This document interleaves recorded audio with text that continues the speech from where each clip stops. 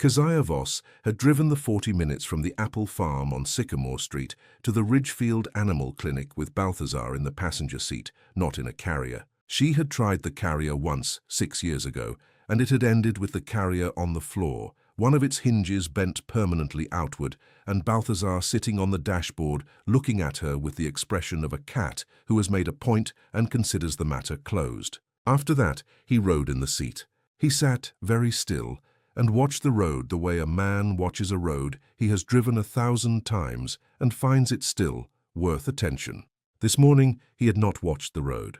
He had rested his chin on the edge of the seat and breathed in short, shallow intervals, and Keziah had kept her eyes on the highway and not looked at him more than she had to.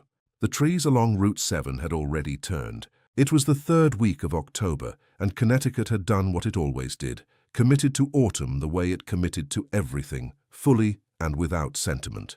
The maples were the color of old copper. The oaks were going dark. The sky above them was the particular blue of New England in fall, a blue that had no softness in it, a blue that said the cold was coming and had made its travel arrangements. She had known for several weeks that something was wrong. He had stopped jumping to his usual place on the kitchen windowsill. He had eaten less. He had spent hours in the middle of the kitchen floor in the afternoon light, not sleeping, not alert in the usual way, just present in that particular animal way that is neither one thing nor the other. She had watched him from the doorway, and she had known, because she was 67 years old and had been watching living things on this land for most of her life, that he was telling her something she was not ready to hear. Dr. Zebedee Marsh was a careful man in his early 50s who moved through the examination room with the deliberate economy of someone who had learned over a long career not to use more motion than a situation required. He examined Balthazar thoroughly. He ran the tests. He came back into the room and sat down across from Keziah in the manner of a man who has rehearsed this particular conversation many times and has not yet found a way to make it comfortable. "His kidneys," he said. "Both of them. The function is very low. In a cat this age, with this presentation—" He did not finish the sentence. He did not need to. Keziah was the granddaughter of an apple farmer and the daughter of an apple farmer, and she had watched things fail and things recover, and she understood the difference by now. "How long?" she said. Dr. Marsh set his hands flat on the table. Weeks. Possibly less, if we don't intervene. With palliative care, fluids, pain management, we might see months. But I want to be honest with you about what that means. We would be managing comfort, not correcting the underlying monoditu furos, manomanadiku, my pray. He stopped. He stopped because Balthazar moved. The cat had been lying on the examination table with the stillness of an animal that has accepted its circumstances. He had not moved during the examination. He had not reacted to the needle for the blood draw, which he had always reacted to, every single time, without exception. He had simply lain there with his chin on his paws and his amber eyes half closed, a grey cat on a grey table, breathing. And then he stood, not quickly, not with any drama. He stood in the unhurried way he did everything, gathered his legs beneath him, and rose, and then he walked. He walked to the far end of the examination table, to the shelf that ran along the wall at table height, where Dr. Marsh kept a neat row of items, a stethoscope, a small reference book, a potted succulent, a framed photograph of the clinic from its founding year, old glass, oval shape, a faded image of the original building on Main Street, surrounded by sugar maples even then. Balthazar sat in front of the photograph. He put one paw on the frame. Not hard, not in any way that looked like aggression. He simply placed his paw against the lower corner of the frame and held it there, looking at Dr. Marsh. Dr. Marsh looked back at him. "Balthazar," Keziah said. The cat did not look at her. He pressed his paw against the frame again, not harder, but with more intention, and then he dragged it downward along the edge of the frame, and the paper backing split along one side, and something white appeared at the corner, a different paper, tucked between the backing and the frame. The room was quiet. Dr. Marsh reached forward and took the frame off the shelf. He turned it over. He found the edge of the paper and drew it out slowly, the way you draw something out when you are not certain what you are about to hold. It was a folded document, insurance company letterhead, the kind of paper that has weight to it, not just physical weight, but a specific gravity that comes from what it means. He unfolded it on the table, and they both read it. And then Keziah looked at Balthazar. The cat had settled back onto the examination table. His paw was folded beneath him. His amber eyes were on her face. She did not know what she was looking at. Not fully, not yet. But she understood, in the way that you understand something before the understanding has words, that this was not the end. This was something else, something that had been waiting, the way old things wait, in the particular patience of things that have been put somewhere for keeping. She reached out and put her hand on the side of Balthazar's face. He pressed into it. His purr was faint, not because it was weak, but because it was quiet, the purr of a cat who has made his point and sees no reason to elaborate. "We'll take him home," she said. Dr. Marsh looked at the document on the table. He looked at the cat. "I can put together a palliative plan," he said. "Daily fluids. You'll need to learn how to administer subcutaneous." "Show me," she said. They drove home the same way they had come, along Route 7 with the copper maples and the blue sky, and this time Balthazar sat up in his seat and watched the road. The insurance document was from a policy taken out 22 years ago in the name of Keziah's husband, Keziah Voss. It had been paid in full. It had never been claimed. The amount was significant, significant enough that when Keziah's neighbor, Donna Breck, drove her to the insurance company office in Danbury the following week, the representative at the desk asked twice whether she was certain she had never filed. She was certain. She had not known the policy existed. She had been 2 years away from selling the farm. This was not dramatic as nearly sellings go. It had not come with weeping or argument or a clear, decisive moment. It had come the way most endings come, gradually, in the accumulated weight of deferred repairs and tax statements and the specific arithmetic of a one-person operation that had been designed, always, for two. The West Orchard needed replanting. The barn roof needed attention. She had been making the calculations in her head since spring, with the particular quiet resignation of a woman who has always been practical and who knows what the numbers mean. Thalassa Wren had known too. Thalassa was the kind of developer who did her homework, who understood that the best time to approach a property owner was not after the decision had been made, but before, in the suspended period of consideration, when the right offer could feel like relief rather than defeat. She was not unkind. She had made her case twice in the past year, the commercial development, the economic argument, the jobs it would bring to Ridgefield, and both times Keziah had said she would think about it, and both times the thinking had gone nowhere, because somewhere underneath the arithmetic, Keziah was still not ready. The farm had been in her family for 4 generations. There was a difference between knowing something mathematically and knowing it in the rest of yourself. The insurance money did not solve all of it. But it changed what was possible. It was while Keziah sat at the kitchen table with the document and a cup of tea, working through what it changed, that Balthazar got down from his spot on the chair beside the radiator and walked to the back door. He sat there.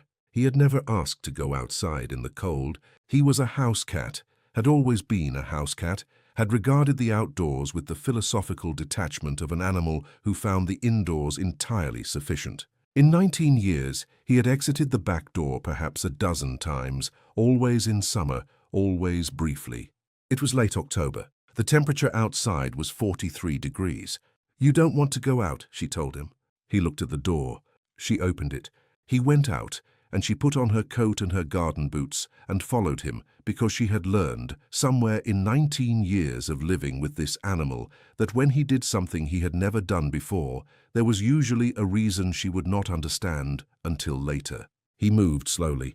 His gait was deliberate in the new way. He was managing the weight of his own body differently now, with more care, placing each paw as though confirming the ground was solid before committing. He went across the backyard, through the gate into the older section of the orchard, past the row of Baldwins that had been there since her grandfather's time.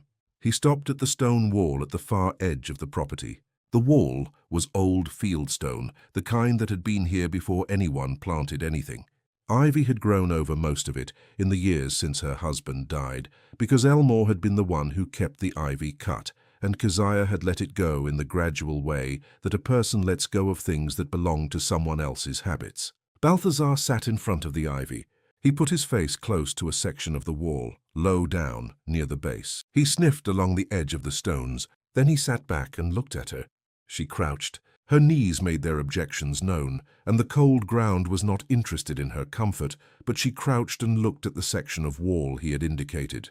She pulled back the ivy carefully, the old vines brittle with the cold. In a crack between two stones, pressed so far in that it was invisible without pulling back the ivy, was a key. Iron, old-fashioned, the size of her palm, with a round bow and a simple bit. Not rusted through, protected by the stone and the ivy from most of the weather, though the iron had gone dark with age. She sat back on her heels and held it. Behind her, Balthazar pressed his shoulder against her calf, the way he sometimes did when he wanted her attention without asking for it directly. She looked down at him. He was looking at the key in her hand. "Where did you find this?" she asked, which was not the question she meant. He had not found it. He had known it was there. These were different things. She stood with difficulty and put the key in her coat pocket and helped him back inside. That night, she set the key on the kitchen table next to the insurance document. She looked at them together for a while.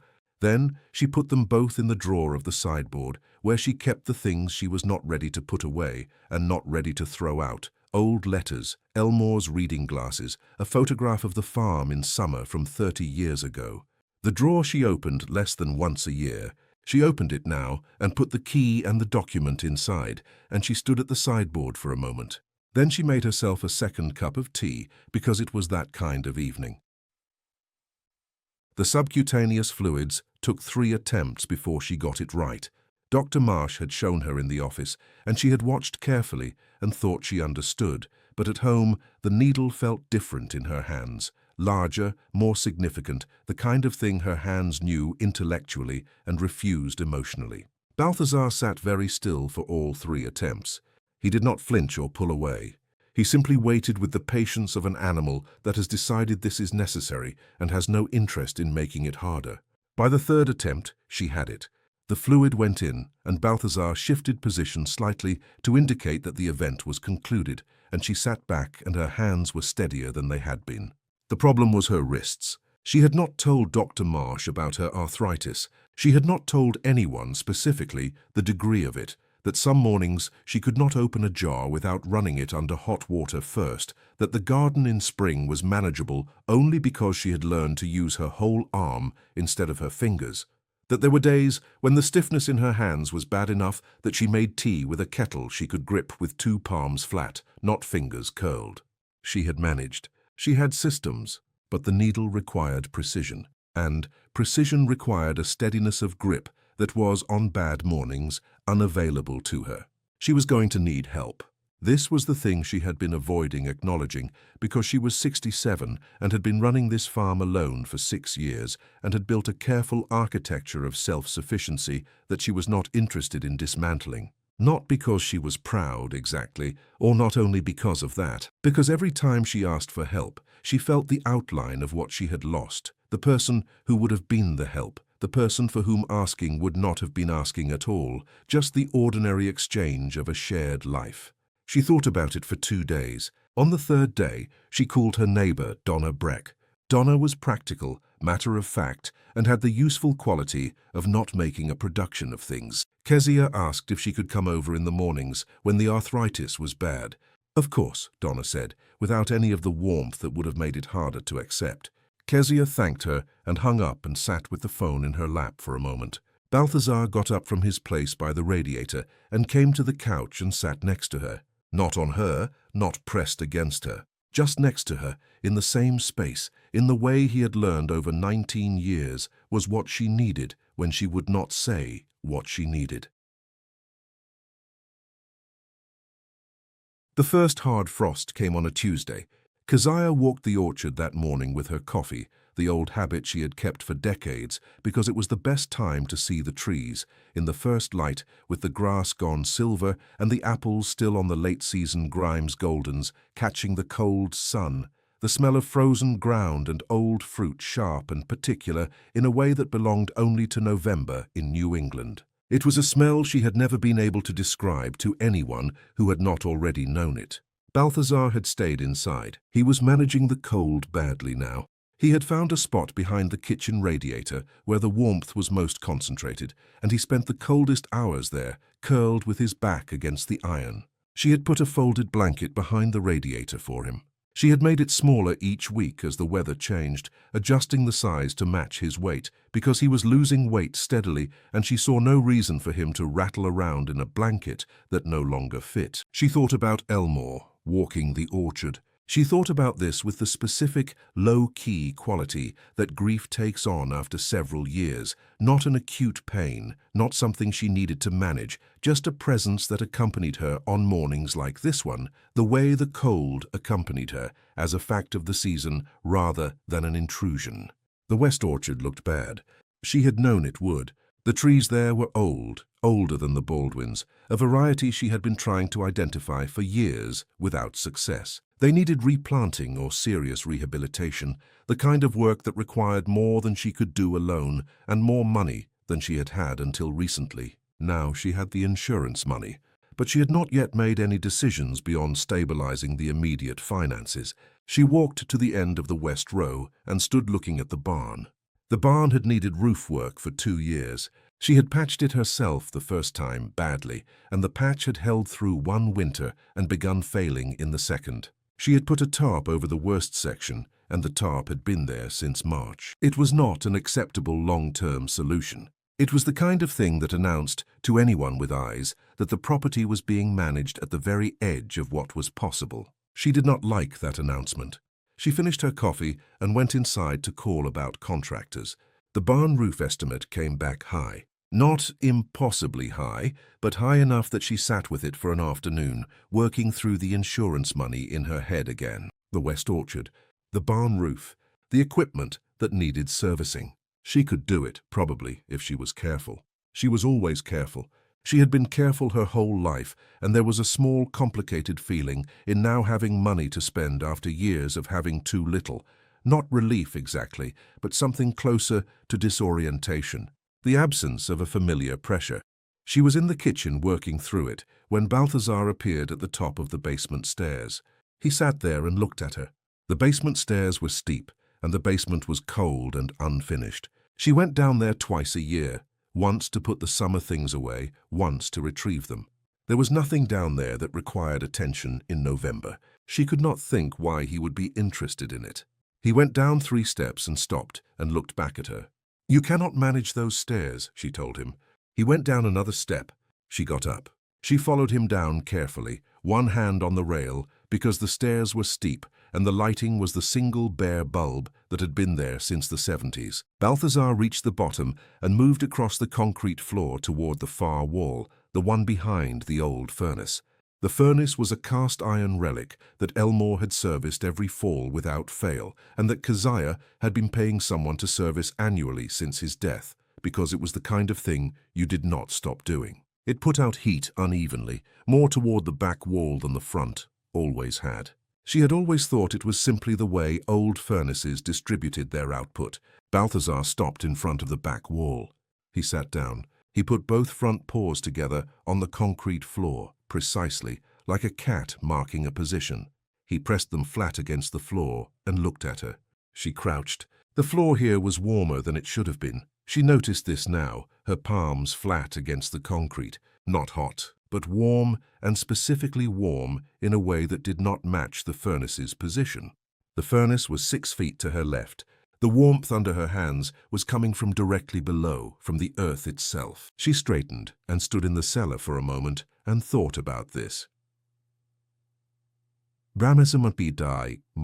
She had not found what the key opened yet. She had been through the house systematically. She was good at systematic, looking at every lock. The cabinet in the study, the old steamer trunk in the spare room, the lockbox in the hall closet. None of them matched. The key was too large for most interior locks, too specific in its shape for a standard padlock, and she had run out of obvious candidates. She was thinking about it on the first day of December when the snow started. It came the way Connecticut snow comes, not announced, not dramatic, just present. The sky had been white all morning, the particular flattened white that has no light source, and by noon the first flakes were down, and by 3 in the afternoon there were 4 inches on the ground and more coming. She had seen the forecast. She had laid in wood and checked the pantry and done all the things she always did before a storm, and she was inside with the wood stove going and Balthazar on the blanket behind the radiator when she heard the sound. Something in the barn. She listened. The wind moved through the yard. The sound came again. Not the sound of the structure settling, the familiar creak of old timber, but something else, something that moved. She put on her coat and her boots. She took the heavy flashlight from the hook by the door. The barn was 40 yards from the house, and by the time she reached it, the snow was at her shins. She pulled back the barn door. A man was inside. He was in the corner, behind the old equipment, sitting on an overturned bucket with his hands between his knees and his breath making clouds in the cold air. He was perhaps 40 years old, dark-haired, wearing a canvas jacket that was insufficient for December in Connecticut, and he had the look of someone who has been managing a situation for several hours and is too tired to be embarrassed about it. He looked at her flashlight and then at her face. "I know how this looks," he said. "How does it look?" she asked. "Like I broke into your barn." "Did you break in?" He paused. The side door was open. "I thought—" He stopped. "No," he said. "I'm sorry. I wasn't going to take anything." She looked at him for a moment. She was 67 years old and had spent her whole life making decisions about livestock, land, weather, and people, and she was a reasonable judge of what a threat looked like. This man did not look like a threat. He looked cold and tired and slightly ashamed. "What's your name?" she said. "Vance Whitley." "Why are you in my barn, Vance Whitley?" He explained. He was a carpenter by trade, traveling through on his way to a job in New Hampshire. His truck had slid into a ditch on the county road half a mile back. He had been looking for help before the snow made the walk impossible, and he had seen the light on in her house, but had not wanted to knock on a stranger's door. "You knocked on a stranger's barn instead," she said. He looked at the floor. "Yes." She made a decision. "Come inside," she said. "You can call for the truck tomorrow." He came. He was polite and careful with his boots at the door, and he did not talk more than the situation required, which she appreciated. She made soup, and he accepted it without performing gratitude, which she also appreciated. They sat at the kitchen table and ate in the way of two people who were not sure yet what to make of each other. Balthazar came out from behind the radiator. This was unusual. He had been staying close to the radiator for weeks, conserving what warmth he could. He came out and crossed the kitchen floor and sat in front of Vance Whitley and looked at him. Vance looked back. "That's a serious cat," he said. "He's always been serious," Keziah said. Balthazar got up and walked to the cellar door and sat down in front of it. He looked at Vance. Keziah set her spoon down. Vance looked at the cat, then at the door, then at Keziah. "Does he do that often?" "He's been doing it for 2 weeks," she said. "I've been down there. I haven't figured out what he wants me to find." Vance looked at the cat again. Balthazar was still looking at him with that amber steadiness, patient and direct and without ambiguity. "What's in the basement?" Vance asked. "Old furnace, concrete floor. A lot of things I should probably have thrown out years ago." She paused. "And the floor is warm in a specific spot. Warmer than the furnace explains." Vance was quiet for a moment. He was, she noticed, the kind of person who thought before he spoke. "That can mean something geological," he said. "Natural geothermal activity. Not common, but not unheard of in this part of New England." She looked at him. "I've done some structural work," he said. "Foundations, older properties. I've run into it once before. A house in Litchfield County, actually." She got up and went to the sideboard and came back with the iron key. She set it on the table between them. He picked it up. He turned it over. "This is old," he said. "I found it in the stone wall. My cat found it. The same week I started going to the basement." She did not feel strange saying this. It was simply what had happened. Vance set the key on the table and looked at it for a moment. "Mind if I take a look tomorrow?" he said. "At the basement?" "At the basement. And the stone wall. And whatever this key opens." She looked at him. Balthazar was still sitting by the cellar door, but he had turned his body now, subtly, so that he was facing both of them. The angle of a cat who has accomplished what he came to accomplish and is now monitoring results. "I'll show you in the morning," she said. Vance did not find what the key opened on the first morning, or the second, but he found something else. He spent the first morning in the basement with a flashlight and a carpenter's level, checking the floor systematically, the way Keziah had watched him approach everything, methodically, without assumption. He found the warm zone she had identified, and he expanded the search outward from it, mapping the extent of the warmth by feel and by the thermal logic of how heat moves through earth and concrete. "It's substantial," he said, coming up the stairs with dust on his knees. "Not a small pocket. If I'm reading it right, it runs under a significant portion of the cellar. Maybe further. What does that mean practically?" "It means you might have a natural heating resource under this property that you've been sitting on for 100 years without knowing it. With the right system, you could heat the house and the barn from it, significantly reduce your fuel costs." She thought about this. "My husband would have loved that," she said. Then she did not say anything else about it, because she did not have more to say. Vance did not press. He went back to the basement. It was on the third morning, when he was moving boxes from the corner near the old furnace, that he found the wall safe. She had not known it was there. It was behind a piece of plywood paneling that had been on the wall since before she and Elmore bought the property. They had bought it from her aunt, who had bought it from her grandmother's estate, and the plywood had simply been part of the wall for as long as anyone in the family remembered, and no one had thought to move it. Behind the plywood, set into the concrete block, was a small iron door with a round dial and a keyhole the exact size and shape of the iron key. She stood in the basement holding the key and looking at the safe. Then she looked at Balthazar, who was at the top of the stairs. He had not been down again after the first day. The stairs were genuinely beyond him now, but he was there, at the top, sitting, with his amber eyes on her face. She put the key in the lock. It turned. The safe opened on papers. Old papers, folded, some of them inside envelopes, some loose. She took them upstairs to the kitchen table and spread them out carefully, and Vance sat across from her, and they looked at them together. There were several documents. The oldest was a hand-drawn survey, dated 1938. It showed the property boundaries and noted in the handwriting of someone who had taken their time with it the locations of specific features, the orchard rows, the stone walls, a notation near the south wall that read, "Thermal rise, consistent."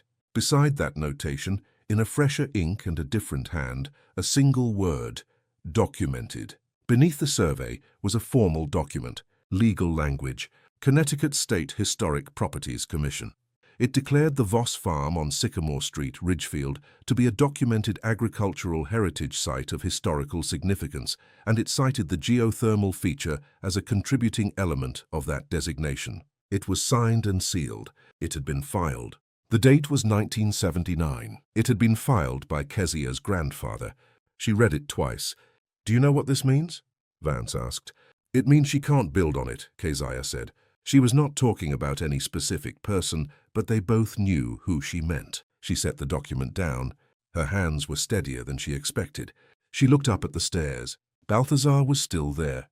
He had lowered himself to lying down at the top, his chin on his paws, his amber eyes on her. She had the specific feeling of understanding something she had been close to for a long time without quite seeing. Not understanding the documents, those were clear enough. Something else, the feeling of a shape completing itself. "He knew it was there," she said. Vance looked at the cat. He was quiet for a moment. "He's been sleeping in that corner of the cellar?" he said. "The warm spot?" "As long as I can remember." Vance did not say anything more. He picked up the survey and studied it. Then he set it down. "I'd like to see the thermal system if you'd let me," he said. "Not now. Over the coming weeks, if the weather holds. I was heading to New Hampshire, but the job there doesn't start until February." She looked at him. "Why?" He took a moment to answer. "Because this is interesting work," he said. "And because—" He stopped. He looked at his hands. They were carpenter's hands, marked by the work, and they were still for a moment in the way of hands that are holding something they are not ready to put down. "My wife died 2 years ago," he said. "I've been on the road since then. I'm good at the road, but I'm not sure the road is good for me." She understood this. She understood it precisely. "The barn roof needs work too," she said. He looked at her.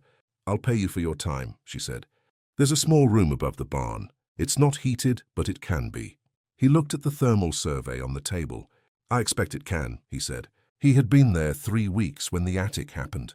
The access was a pull-down stair in the second-floor hallway, and she went up there twice a year for the Christmas decorations. She went up in the afternoon, with the December light already going at 3 o'clock the way it goes in Connecticut, fast and without apology. She was reaching for the first box when she heard the sound on the stairs below. Then a louder sound, a box falling. She came down the attic stairs and found Balthazar at the base of the pull-down, sitting beside a cardboard box that had fallen from the bottom shelf of the hall closet. The lid had come open and the contents had scattered across the floor, old Christmas ornaments mostly, the unbreakable kind, and among them a yellow envelope. Balthazar put his paw on the envelope. She picked it up. It was addressed in Elmore's handwriting to no one. There was no name on the front, just her husband's handwriting on a yellow envelope she had never seen before. She stood in the hallway for a long moment. Then she opened it. Inside were photographs, dozens of them, spanning decades, the farm in every season, the two of them in every season, the orchard in spring bloom and summer full and autumn color and winter bare. Her children as children, and then as adults. The farm dogs they had had over the years, the farm cats before Balthazar. On the back of each photograph, in Elmore's handwriting, a date and a single line. The kind of note a person makes when they want the moment kept, when they understand that the moment is not permanent, but the keeping of it might be. The last photograph in the stack was the farm from the road. Winter, no people, just the house and the barn and the orchard beyond, bare branched against a white sky. On the back, in larger letters than the others, for Keziah. So she knows what she's keeping. She sat down on the hall floor, not because her knees gave out, though they were cold, because she needed to be on the floor, because the hallway was exactly the right size for what she was feeling. Balthazar walked to her and sat in her lap. He had not sat in her lap in months. The bones were too close to the surface now, and she had not asked it of him. But he sat in her lap now, settling his weight with the precision of an animal who knows exactly where to place itself so as not to cause pain, and she put her hand on his back and felt the rise and fall of him and did not say anything. She sat there until Vance knocked on the back door to ask if she needed anything. She called that she was fine. She stayed on the floor a little longer. The photograph of the farm in winter stayed on the kitchen table for the rest of the month, propped against the sugar bowl, not framed, not hung, just there, where she could see it while she drank her morning tea, where Balthazar could see it too, from his place by the radiator. He was thinner now. She knew the shape of his weight, the way you know the weight of something you have carried a long time, and she could feel the change when she held him in the evenings, the way his bones were more present, the way the warmth of him was concentrated in the core of him, the way his purr took a moment longer to begin. She had stopped calculating. She had promised herself, at the beginning of the palliative care, that she would not count the days in either direction, not backward toward what they had had, or forward toward what was coming. She would simply be in the time they had, and attend to it, and not waste it on arithmetic. She was keeping the promise better on some days than others. But the kitchen was warm. The barn roof was repaired. Vance was in the room above the barn, working on the geothermal plans by lamplight, and his truck was at the top of the drive where the road was level. The documents from the safe were in the desk drawer, along with her copy of the heritage filing she had formally registered that week. And somewhere in the east corner of the cellar, where the earth breathed warmth up through the concrete, was a secret that had been keeping itself for 100 years, waiting for the right moment and the right hands. She sat in the kitchen and drank her tea. Outside, the orchard was bare and white. Balthazar's eyes, from the blanket behind the radiator, were amber and steady and entirely awake. Thalassa Wren came on a morning in late January, when the cold had settled into the kind of permanent that makes a person forget warmth was ever a reasonable expectation. She drove up the Sycamore Street Drive in a dark sedan, parked with precision, and came to the front door in a coat that was expensive without advertising itself. She was somewhere in her mid-50s, with the particular composed alertness of a woman who has spent decades reading rooms before she entered them. She was not unpleasant. She had never been unpleasant. That was, Keziah had always thought, one of the more complicated things about her. "I heard you had some work done on the barn," Thalassa said at the door. Come in," Keziah said. They sat at the kitchen table with coffee, which was where Keziah conducted all conversations that required her full attention.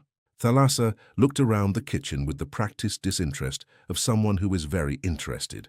She looked at the photograph propped against the sugar bowl. She looked at the folded blanket behind the radiator, and at Balthazar in it, and at the grey cat's amber eyes, which were looking at her with the focused, unblinking quality he reserved for things he had not yet decided about. "I wanted to make a final offer," Thalassa said, before the spring. "I think you know what I'm going to say. Yes, I presti, ya kate craze." "I know what you're going to say," Keziah agreed. "The number is better than what I brought you in September." "I'm sure it is." Thalassa looked at her. She was good at reading people, and she was reading Keziah now, looking for the seam between what was said and what was meant. "You've already decided," she said.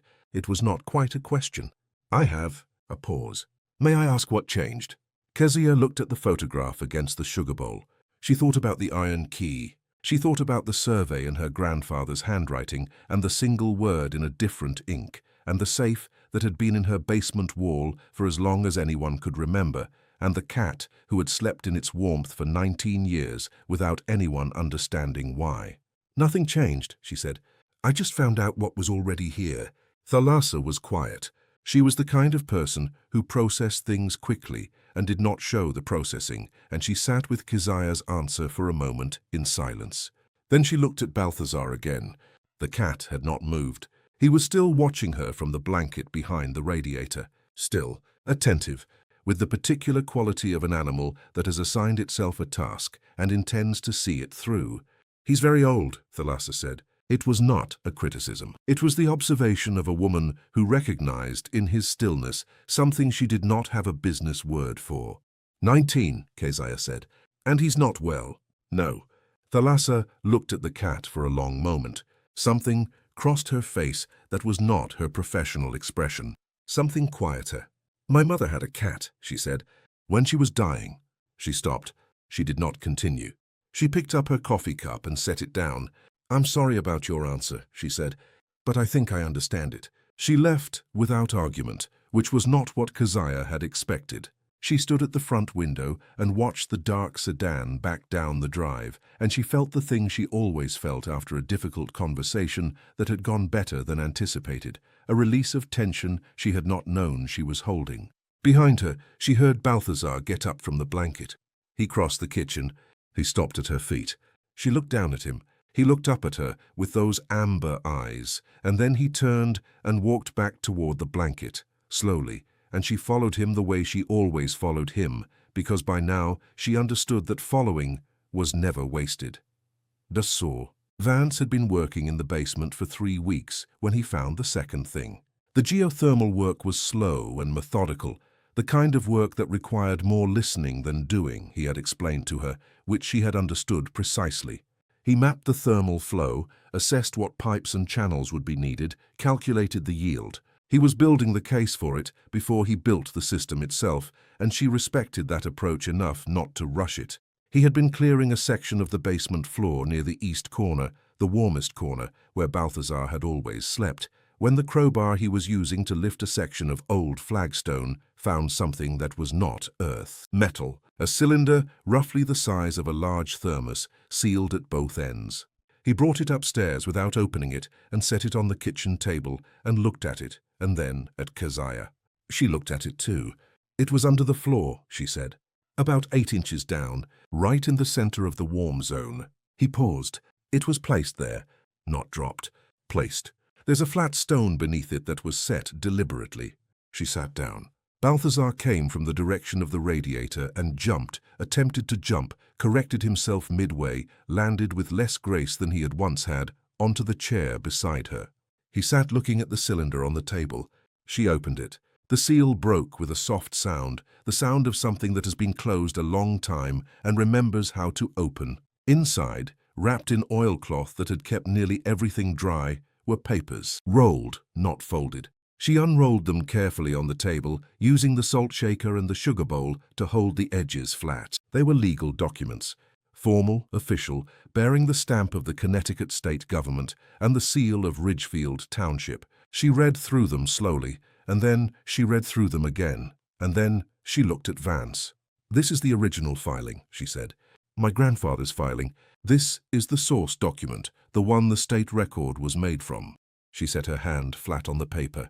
If anyone had ever challenged the heritage designation, this is what would have proved it. Vance looked at the oilcloth. "Someone put it there to protect it," he said. "Underground in a temperature-stable zone. Someone who understood the geology." She thought about the survey, the handwriting, the single word in fresher ink. "My grandfather knew about the geothermal feature," she said. "He documented it. He built the heritage designation around it." She was quiet for a moment. "He put the evidence where the heat would preserve it." She looked at Balthazar. The cat was still on the chair beside her, his eyes on the documents.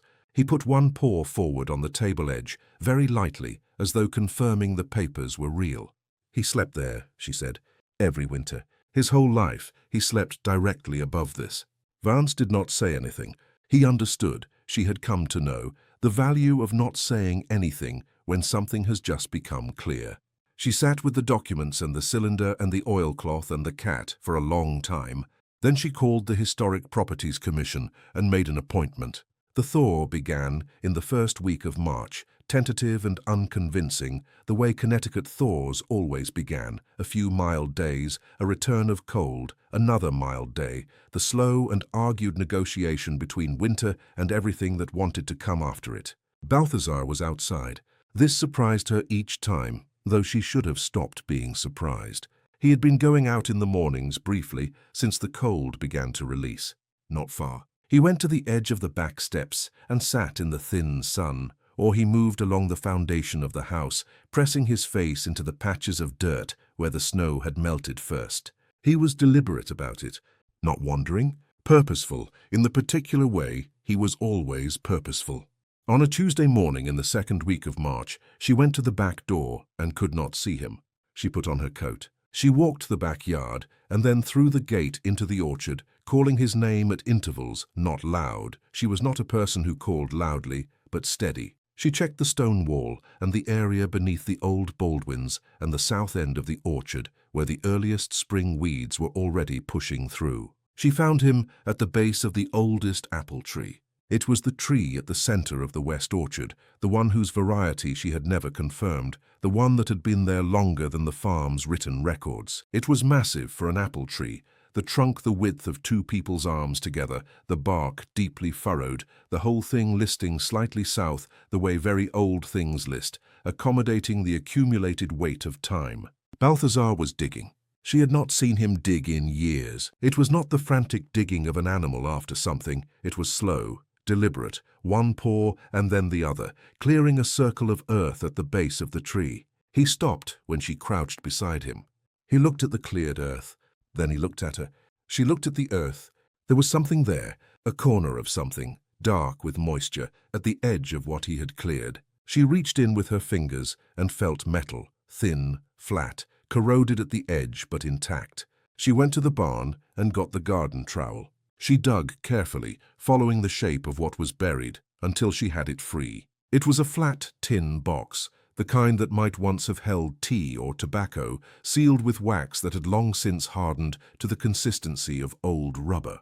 She carried it to the back steps and sat down and worked the lid open with the trowel's edge. Inside, folded in paper that was brown with age but legible, was a letter. She read it there on the back steps, in the March sun, with the smell of the thawing orchard around her and Balthazar beside her, his chin resting on her knee. It was from her grandmother, not to any specific person, addressed to "whoever tends this land after me," which was the kind of thing her grandmother would have written because her grandmother had understood, in the particular way of women who have spent their lives in long-term thinking, that the future was not a single person but a series of them. The letter described the tree. It named the variety, a Roxbury russet, one of the oldest American apple varieties, documented in New England since the 1600s. It noted that this specific tree had been identified by a visiting agricultural historian in 1951 as one of the oldest surviving Roxbury russet specimens in Connecticut, and that the identification had been recorded in the historian's notes, which were archived at the State Agricultural Library in Hartford. It said, "This tree is the reason the land matters. Not the house, not the barn, not the stone walls. This tree is what they cannot replace. Keziah read the letter twice. Then she folded it along its original creases and held it in her lap. Balthazar made a sound, small, not quite a vocalization, something between a breath and a word. She looked at him. He was looking at the tree. She looked at the tree, too. She had walked past it her entire life. She had picked its fruit and pruned its lower branches and watched it through every season. She had never known what it was. Vance helped her plant 3 new Roxbury russets in the West Orchard the following week. He had found the nursery through a Heritage Orchard Association he had contacted after she showed him the letter, and the saplings arrived wrapped in damp burlap on a Friday morning, small and unpromising in the way of things that will take decades to become what they are meant to be. She had not planned to plant them herself. Her knees, the cold ground, the weight of the work. But Vance showed her where to stand and what to hand him, and she found herself in the orchard with her hands in the soil, which was familiar in a way that bypassed all her reservations about her body's limitations and went straight to the part of her that had been doing this her whole life. They worked without much talking.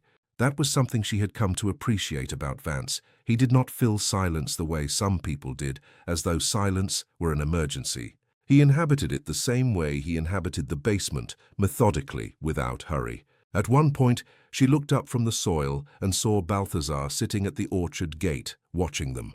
He was too thin. The light caught the grey of his coat and made it look almost white. But he was there, upright, watching them work in the old orchard, and there was something in the posture of him, the squared shoulders, the lifted head, the amber eyes steady in the pale March light, that was not the posture of a cat who was finished. "He's watching," Vance said.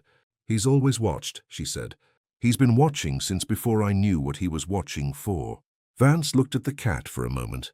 "Do you think he knows?" he said, not elaborating. He did not need to elaborate. She thought about the photograph in the vet's office, the key in the stone wall, the warm floor in the cellar, the box under the oldest tree. She thought about 19 years of a cat sleeping in the right places, sitting at the right doors, walking in the right directions, with a patience that she understood now was not the patience of an animal, but the patience of a purpose. "I think he's always known," she said. "I think I just needed to get slow enough to follow him."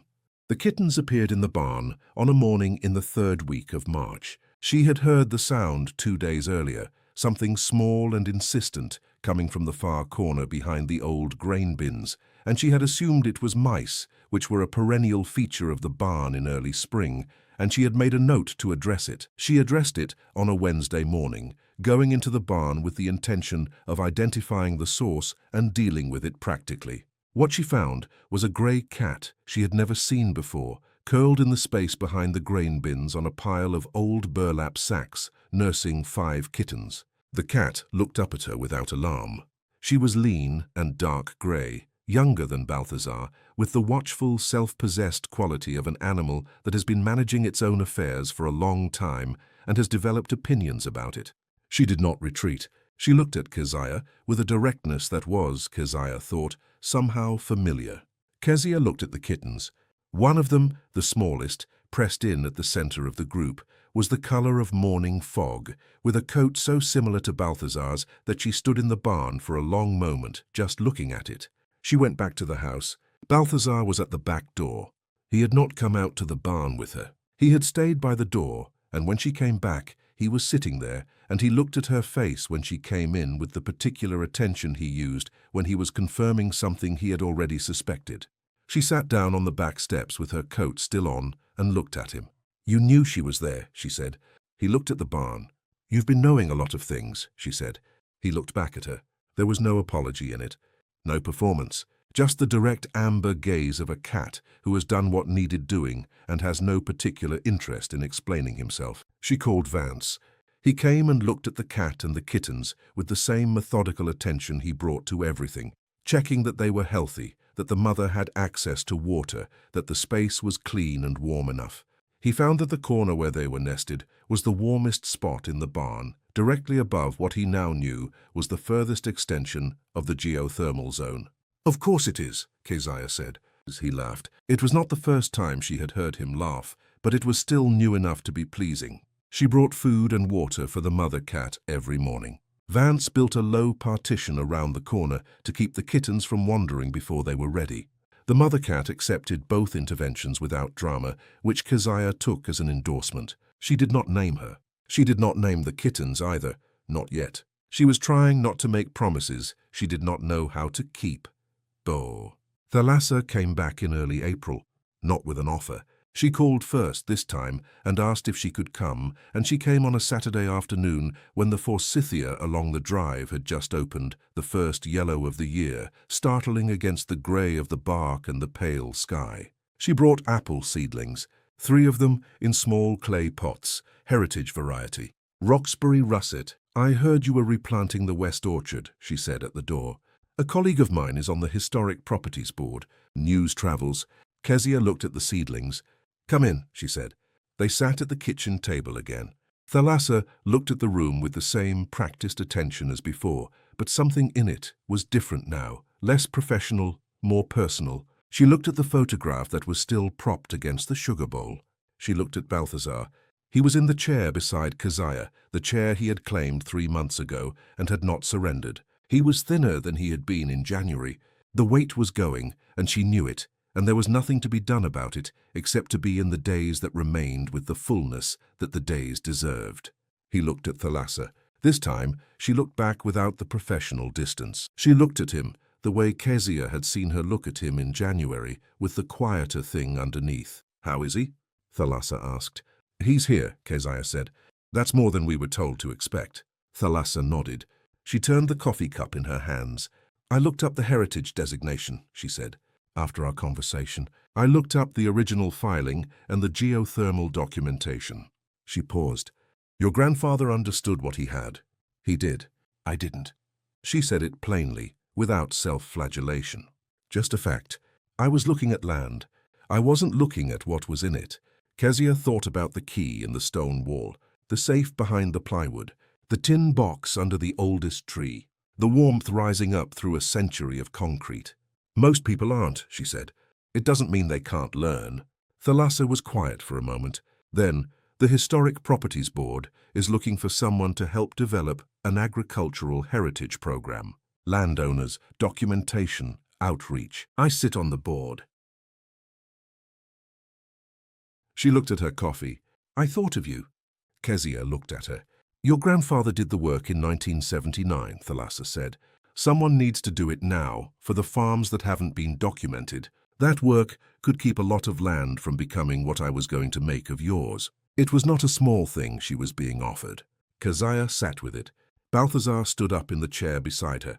He put one paw on her forearm, deliberately, lightly, and then he sat back down. It was not something he had done before. She looked at him, and he looked at her, with the amber steadiness she had been reading for 19 years. She looked at Thalassa. Tell me more about the program, she said.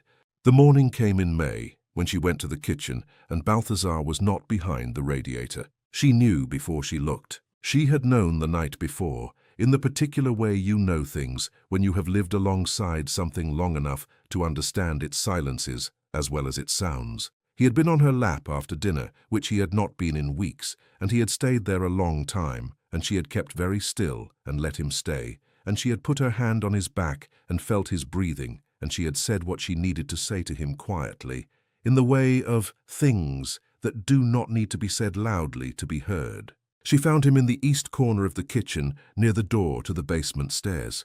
He had gone there on his own. He was curled, very small, and his eyes were closed, and the warmth of the floor, the particular warmth that rose from the earth below, that had always risen there, that had been there longer than the house, was still present beneath him. She sat on the kitchen floor beside him for a long time. She did not rush any of it. She sat with him the way she had learned, over these months, to sit with things that mattered, without the impulse to resolve them, without the arithmetic of what came next. Just present, just there. In the kitchen, where they had had 19 years of mornings, in the house that was still hers, on the land that was still hers, with the warmth of the old earth rising through the floor beneath them both. Vance did not come inside until she called him. He came, and he sat across the room on the bottom step of the basement stairs, and he did not say anything, which was correct, and she was grateful for it. She buried Balthazar beneath the oldest apple tree. Vance dug the hole, and she did not stop him from doing it, which was its own kind of change, the willingness to let someone else do the hard part, not as a defeat, but as a fact of a shared life, which was what this had become. She stood beside the tree while he worked, her hand on the bark rough and deeply furrowed and warm in the April sun. The new leaves were just beginning on the upper branches. The Roxbury russets they had planted together were showing their first growth. She set him in the ground herself. She stood for a moment. The orchard was very quiet. A robin was somewhere in the high branches. The light came through the new leaves in the broken way of early spring, and the smell of the earth was the smell of the earth after winter, cold and wet and alive, the smell of something recommitting to itself. She did not say anything. She did not need to. The fog-colored kitten was the last to be named. The others had names by the end of April. The mother cat was Sycamore, which was the right name for a cat who had chosen a barn on Sycamore Street, and the kittens had names that Vance had proposed with the careful seriousness he brought to most things, and that she had accepted with modifications. The fog-colored one she had been putting off. She named him in the first week of May, on a morning when she was drinking her tea at the kitchen table, and he climbed up from the floor to the chair beside her, the chair that had been Balthazar's, and sat in it and looked at her with eyes that were still the uncertain blue of young cats, but that had underneath the blue an amber quality beginning, like something deciding what color it intended to be. She looked at him for a long time. She looked at the photograph propped against the sugar bowl. Elmore's handwriting on the back of it. The farm in winter, bare-branched and still. She named the kitten Elmore. Then she finished her tea. On a Saturday in late May, Keziah drove to the Historic Properties Office in Hartford and spent 4 hours with the board's program coordinator, going through the documentation process for agricultural heritage sites. She had brought the original filing, the hand-drawn survey, her grandfather's papers, the letter from the tin box. She had brought copies of everything, because she had learned in the past 7 months that the original should always be kept somewhere safe, and the copy should go to the people who needed it. The coordinator was a young woman in her 30s who handled old documents with the particular reverence of someone who understands what it costs for something to survive. She spread the survey on the table and looked at the handwriting and the thermal notation and the fresher ink beside it. "This is extraordinary," she said. "I'm told he was an extraordinary man," Keziah said. "I only knew him when I was very small." She drove home along Route 7. The trees were fully green now, the maples that had been copper in October and bare in January, now thick and full with the particular dark green of late May in New England. The road was familiar in the way of roads you have driven your whole life, not requiring thought, just present, just the movement through a landscape that has always been yours. She pulled into the drive on Sycamore Street. Vance was on the barn roof, doing something with one of the shingles that had shifted in the April wind, moving carefully along the ridge the way he moved on heights, without rush, with the attention of a man who has learned that the work itself will tell you what it needs if you listen to it. He raised a hand when he saw the car. She raised a hand back. She went inside. Elmore was on the kitchen windowsill, the windowsill that had been Balthazar's, the one Balthazar had stopped using in October when the jumping became too much. He was very small still, and his paws on the sill were the paws of a cat who has not yet grown into himself, but his posture was the posture she knew, upright, still, facing out toward the orchard. She stood in the kitchen doorway and looked at him. He did not look back. He was watching the orchard with the focused, unhurried attention of a cat who has found his window and intends to use it well. Outside, the Roxbury russets were in leaf. The oldest tree stood at the center of the west orchard, where it had always stood, its branches spread wide against the May sky, its bark silver and furrowed and permanent. Elmore's tail moved once, slow and easy, and then was still.